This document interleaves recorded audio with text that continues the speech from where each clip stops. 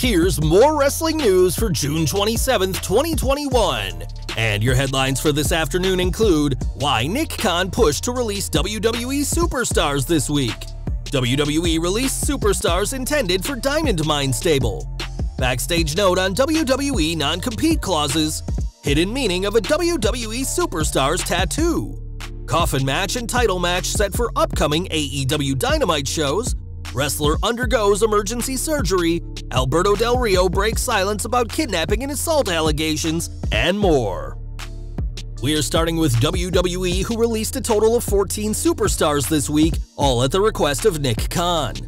Mere hours before the releases, the WWE president said in a meeting that the company needed to cut more names, and rumors continue to circulate that WWE is cutting costs to make them seem more attractive to potential buyers.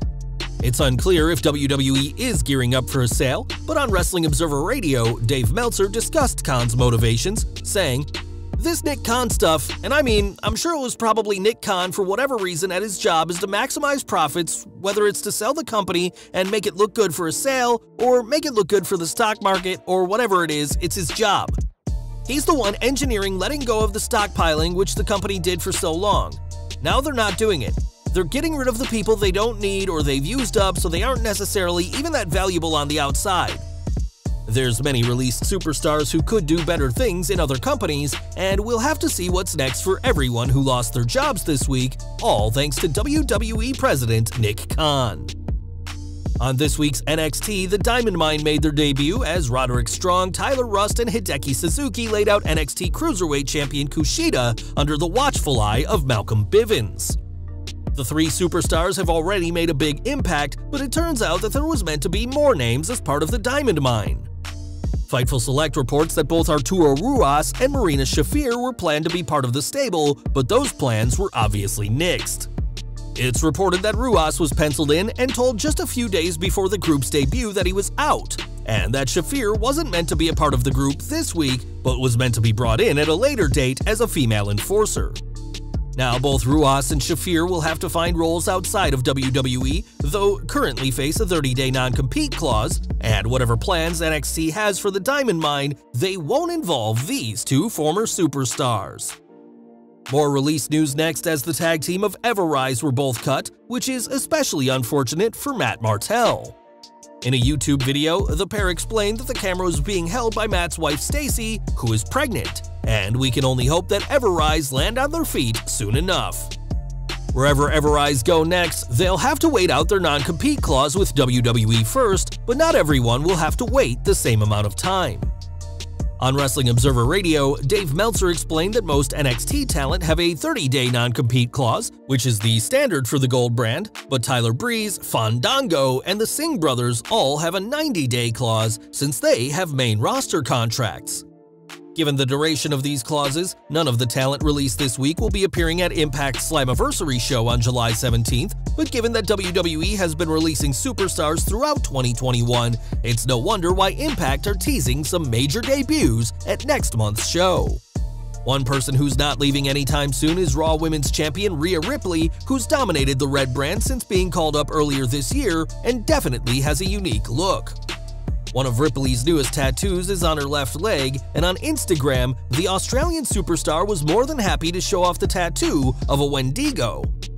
For those who may not know, a Wendigo is a supernatural being located in North America, and legend goes that humans turn into Wendigos when they become corrupted by greed or weakened by extreme conditions like cold or hunger. Video game fans may know the Wendigo from 2015's horror game Until Dawn, and this spirit is just the latest to join Ripley's body. Speaking to TalkSport last year, Ripley said it was her dream as a child to become the most tattooed human ever, and whilst WWE may not be fans of upper body tattoos, we doubt that'll stop Ripley from adding more ink to her body. We've got news from AEW now, as a huge match has been added to the Road Rager Special Edition of Dynamite on July 7th. On last night's show, Ethan Page said he knows his feud with Darby Allin isn't over, and he wants to put the final nail in Allin's coffin before challenging him to a coffin match at the Road Rager event in Miami, Florida. This match hasn't been confirmed by AEW, but it'll likely be happening, and that's not the only big match in the works for the All Elite promotion. On this week's Dynamite, Vicky Guerrero announced that Nyla Rose will challenge for the AEW Women's World Championship on Night 2 of Fyter Fest, which will happen on July 22nd. Before then, Rose and Guerrero will team together to face Women's Champion Britt Baker and Rebel on next Wednesday's Dynamite, and a win in this match will no doubt give someone momentum heading into a huge title match at Fyter Fest. We've got news from AAA now as Dule Garcia, aka Sexy Star, recently underwent surgery in Guatemala. According to PW Insider, the former Lucha Underground star underwent emergency appendicitis surgery after being scheduled to appear at the Robles promotion show before suffering severe abdominal pain. The three-time Reina de Reinas champion is expected to remain in the hospital while she recovers, waiting a few weeks before returning to Mexico, and we're sending her our best wishes at this time. And we're ending today with Alberto Del Rio, who was accused of kidnapping and assault charges in May last year. And though his ex-fiancée has since apologized and taken back her claims, the situation remains in the social consciousness.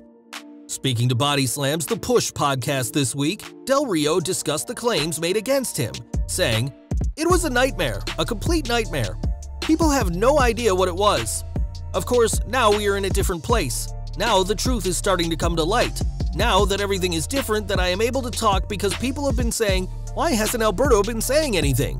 People need to understand that we are talking about my freedom, and I have seen so many people go to jail over something that they didn't do.